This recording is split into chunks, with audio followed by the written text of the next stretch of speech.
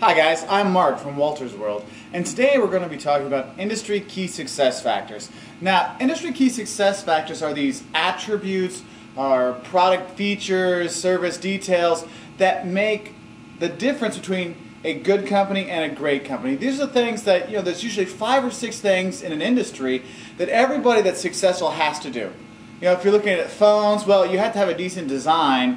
Otherwise, no one's going to buy it. You have to have a good brand, because if no one's heard of your phone, they're not going to buy it. People like to have new innovation, so constant innovation will be another key success factor for the phone industry. So there's kind of like 5 or 6 things you're looking at that you really need to make sure you're at least acceptable at to stay in business.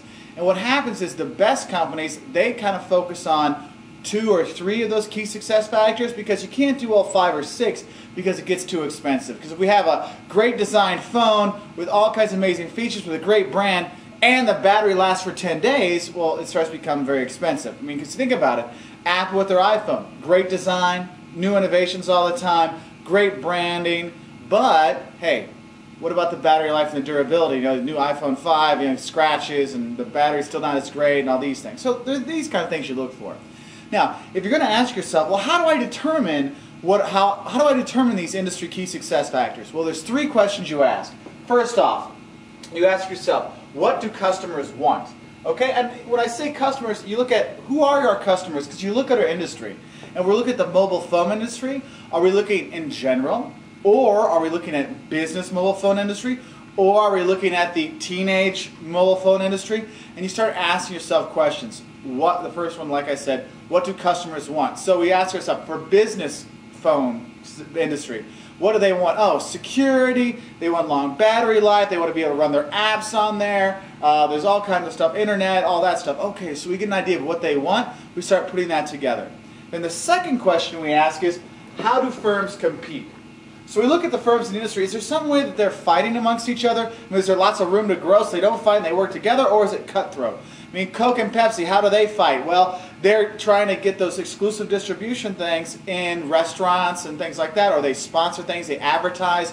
So with soda, you're looking at distribution networks, having a local production, because you got to get that soda quick enough to people, relationships with restaurants and stores, the brand and marketing, obviously, because you want to make sure everyone knows about it. These kind of things, that's how they compete. And then you ask yourself a third question. After you figured out what everybody wants, how do firms compete, and then we look at this last little question.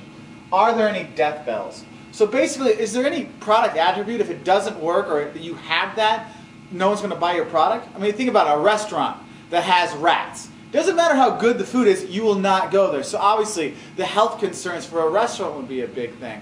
For phones, it doesn't matter how cool the design is, if the battery only lasts 3 hours, maybe I don't get that. Okay? So you start looking at these, and you take these 3 questions, you kind of put them together, and you might see some commonalities. So you look at mobile phones, what do customers want? They want a phone they've heard of.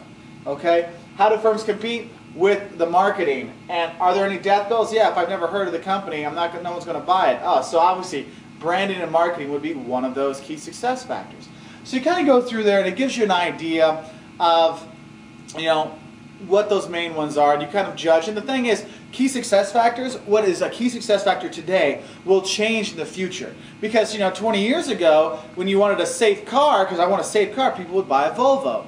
Now, now when people buy a car, no one thinks, oh, I want to buy a Ford, it's going to kill me. No, because Fords are safe, Mercedes are safe, Fiats are safe. So that key success factor, safety, that was there 20 years ago, isn't here today. And when companies don't keep up with the key success factors, that's how they fall behind. Okay, so I hope that helped you understand better what the industry key success factors are and how you come up with them. If you want to learn more about marketing and business, please check us out at our website at www.woltersworld.com.